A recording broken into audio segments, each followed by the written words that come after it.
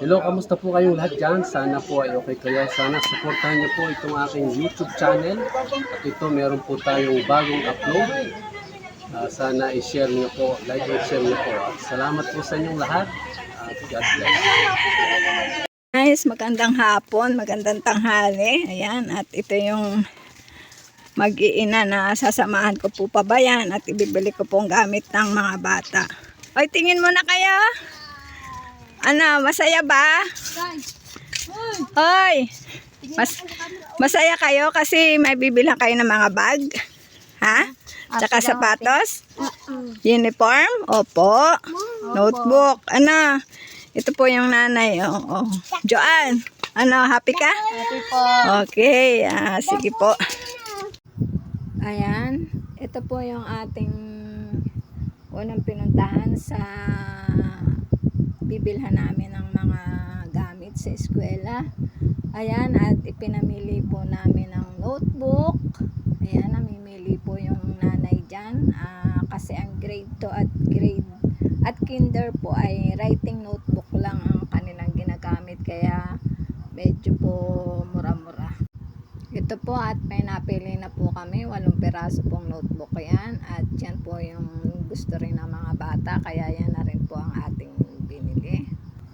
Ngayon naman ay bibilhan natin sila ng pad paper na gamit din po nila sa school. Ayan, at binilhan din po natin sila dyan ng tig-2 pad paper para hindi na po sila pabili-bili sa tindahan dahil mahal din po naman ang pad pag binibili po sa tindahan.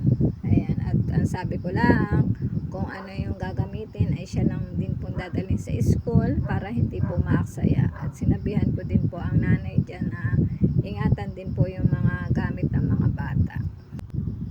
At ngayon naman po ay dito tayo sa mga Crayola or crayons na kailangan din po ng mga bata. At yan po ay, yan naman po ay pag ginagamit ng bata sa school, yan po ay sasabihin ng teacher na magdala po ng Crayola. At yan nga po yung mag-ina ay binilhan din po natin sila ng pencil case, yung 2 bata. Ayan, at sila po ay pumipili rin ng 2 pencil case para doon sa kanyang, yung batang yan, ayan po ang pumipili ng kanila kung ano yung gusto nila. Ayan, at lahat po ng gamit sa school ay binili natin simula sa lapis, pantasa, lahat na po ay nabili po natin sa mga batang iyan. Kaya sila po ay tuwan-tuwa, bond paper, lahat na, at kumpleto package na po. Ayan, at yun nga, tuwan-tuwa ang mga batang ayan dahil unang-una, first time pala nilang pumasok ng mall. Ayan, at ngayon naman po ay dadako tayo sa baunan kasi ang mga batang yan po ay nagbabaon din ng kanin kasi ang pasok po ng grade 2 ay hanggang 2:00, kaya yun, nag-aano na rin po sila ng kanin, nagbibinalot. Ayan, at binilhan din po natin sila dyan ng tumbler. Sila rin po ang namili ng tumbler na gusto nila. Yan naman po ay baunan din po ng tubig. Ayan, at sila nga po ay wala pong baunan ng tubig kaya binilhan din po natin sila. Ayan, at palibhasa nga ay babae yung isang anak niya dyan. Ngayon po ay yan, nandito po kami ngayon sa bilihan ng mga ipit, Sanrio. Siyempre mahaba rin po ang buhok ng bata, so kailangan natin bilhan din po siya ng ipit para naman na kahit walang ano sila, walang ikinabubuhay, siyempre bibilhan din po natin ng ipit para naman hindi po siya nahuhuli sa kanyang mga kaklase at para maayos din po at presentable ang pagpasok niya sa school dahil gawa po ng nakaipit ang kanyang mga buhok. Yan, ngayon naman po ay tayo ay dadako sa sapatusan. Ayan, at bibilhan din po natin sila ng sapatos, pambabae po at pang lalaki. Ayan po guys. Ayan, dito po ay sinusukat na nung ina doon sa kanyang anak na lalaki ang nagustuhan sapatos ng bata. Ayan, yan naman naman po ay medyo mura din po ng kaunti. Hindi naman po kamahalan yung sapatos nating nabili. Pero napakatibay po niyan. Pwede sa pang-ulan, sa tag-araw, at magaganda pong klase ang mga sapatos na yan. Kaya dyan po kami namili kasi nga matibay na at medyo mura-mura pa yung tindahan na yan. Yan pong tindahan na yan ay parang nasa Divisoria po kayo kasi napakamura po ng mga bilihin dyan at yan po ay napakalaking tindahan dyan po sa Tanawan na talagang para po kayo nakapunta ng Divisoria.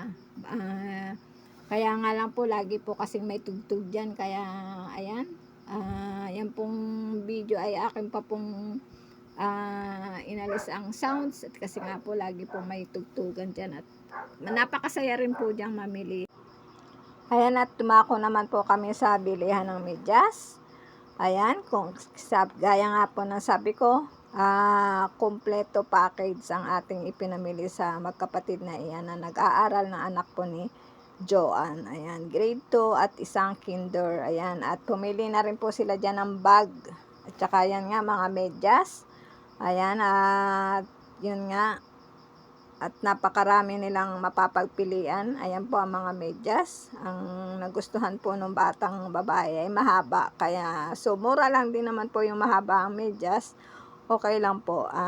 Binilang ko rin po siya dyan ng mga 3 peraso yon at saka doon sa lalaki ay 3 peraso din po. Ayan, at kami nga po ay nakapamili na. Ayan, ang uniform po ay doon sa isa namin binili sa isang tindahan po sa loob na lang po ng palengke kami namili. Ayan, at yun nga, ayan po kami yung time na yan nagpapa-punch na po sa cashier. Ayan. Yan po yung mga binayaran namin sa cashier. At okay naman, mabait naman yung kahera. Ayan, at natutuwa din sa 2 bata. Ayan, naghihintay lamang po kami at ilalagay na po nung kahera dun sa plastic. Ayan, at pinagupitan ko din po yung isang anak ni Joanne. Anak na lalaki. Kasi nga po ay napakahaba at para naman maganda rin po tingnan ang ngayon po ay naipamili na natin ang mga damit. Ito i-unboxing na po natin. Kakarating lamang po namin at kasama ko yung 2 bata at saka yung nanay. Ayan, nabilhan po natin sila ng polo para doon sa kanyang lalaki. Tapos uniform na palda para doon sa grade 2. Yung lalaki kinder Apo. Sa kinder po yan, ito. Tapos binilhan din po natin ang mga sando. Yan. Yan po. Binilhan din po natin ang lunchbox, no? Baon ng kanin. Ayan. Tapos, asan yung sapatos ng babae? Ito, binila natin yung sapatos ng lalaki. Meron din siya. Tapos, so, binilhan din natin siya ng t-shirt. Ayan, tigisa silang 2. T-shirt, meron din. Tapos, siyempre dito kasi, ang common na dito, payong na, hindi na po dito, kahit batang kinder, grade 1, nagpapayong na po, hindi na po uso dito yung kapote. Kaya 2 payong po yung binili natin, isa doon sa lalaki at saka doon sa babae. Tapos, ayan, binilhan din po natin ng bauna ng tubig. Kompleto po to package. Ayan. Ako lang. Tapos, Ako lang din. binilhan din po natin ng pencil case. Ayan. May mga ipit-ipit, scotch tape, kasi may bata pa. Yung bata kasi mahaba ang buhok. Yan, may mga powder din, binilhan din po natin. Yan, ito po ay dun sa 11 months na bunso, no? Tapos, ayan, may mga medyas din po. May mga pantasayan. Ito, bag. Ayan, ang bag na ito po ay sila po yung namili. Hindi po yung kami nung nanay ang namili. Yung 2 pong bata ang namili. Ayan, si 20. Ito po yung sapatos ng batang babae. May medyas din po yan. Yan, sa pambabae. Ito yung sa lalaki. Yan, may mga ano na po sila. Kasi pag ano po dito, ano po yung mahagat po yung pag paper, color paper. Ayan, sabi ko pag hindi gagamitin, wala ako aaksayahin. Tapos, ito po yung notebook nila. Ayan. 8 pieces po ito. Tapos binilhan ko na rin po sila ng maraming pad paper. Para yung nanay naman po ay, syempre wala naman siyang trabaho. Wala po siyang ibibili. Kaya sabi ko lang, kung ano lang yung gagamitin, yun lang yung iaano niya. Tapos itatabi ko yung isa. Tapos, yan, binilhan din po natin ng mga crayons. Yung kinder at saka yung grade 2. Dinamihan na rin po natin ang lapis. Lapis lang po sila kasi hindi pa naman sila nagamit ng ball pen. Ayan. Ano masasabi nyo? Salamat po sa nag-sponsor, tsaka po kay Sir Ruel Lipat. Maraming salamat din po. Tsaka sana po bigyan po kayo ng maraming blessings. Salamat Ayan. po. Okay, yan naman ay unang tulong pa lang. At alam ko may susunod pa yan. Kaya hintay-hintay lang, ha? Ayan. Sir, ito na po yung aking mga napamili. At syempre kasama ko kanina yung mag-iina. Papunta po ng bayan at kakauwi na po namin. Ayan. Maraming salamat po sa Ruel Lipat, Ma'am Luz, kay Kate, kay Ma'am Rachel, Family Lipat.